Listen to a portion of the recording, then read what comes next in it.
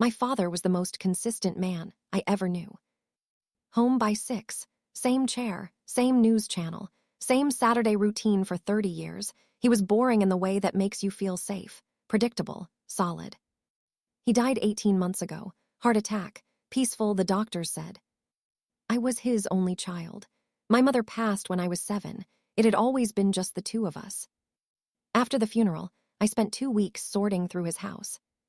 On the last day, I found a phone in a shoebox at the back of his wardrobe. Not his regular phone, a second one, old model, prepaid. I charged it. It still had signal. 400 text messages, all from the same contact. Saved as home. I was his home. I had always been his home.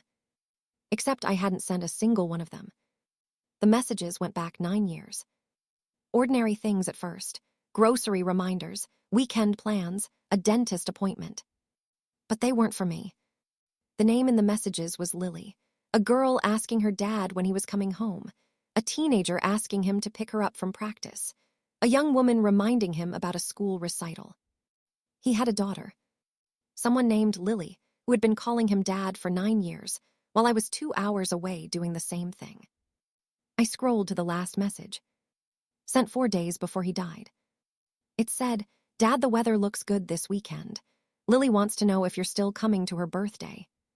He never replied. The message after that was from Lily directly. It said, "I don't think he's coming." He never did. I found an address saved in the phone. Small town, 2 hours in the opposite direction from where I grew up. I drove there on a Wednesday and sat outside the house for an hour before I knocked. A woman answered, mid-40s, calm face. She looked at me for a moment and then her expression shifted into something I can only describe as resigned. Like she had been expecting this for a long time and was simply tired of waiting for it to arrive. She said, "You must be his." Not a question. I asked if she knew about me. She said she had known for 6 years, that he had told her, that she had decided to stay anyway. She said she was sorry for my loss. She said it like she meant every word. Then she opened the door wider and asked if I wanted to come in. Lily was 17.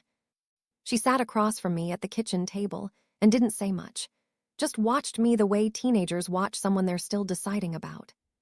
She had his eyes. I had never seen that in another person before. His exact eyes, sitting in a face I didn't recognize, across a table I had never sat at before that day. Her mother told me everything over coffee. They met 21 years ago. She hadn't known about me until years later. By then, Lily was a toddler and leaving felt impossible. He had kept us both. 2 houses, 2 families, 2 lives running parallel for 2 decades. I asked how he managed it. She thought for a moment. Then she said, he was very consistent, very routine. You always knew exactly where he was supposed to be. I stared at my coffee. I said, yes, he was. I have seen Lily 4 times since that day. We don't have a word for what we are to each other. Half-siblings, technically. But that feels too clinical for 2 people who share a face and lost the same man on the same Tuesday without knowing the other existed. Her mother and I text occasionally. Small things, just enough. I don't know how I feel about my father. 18 months and I still don't have a clean answer. He was patient with me, present, reliable.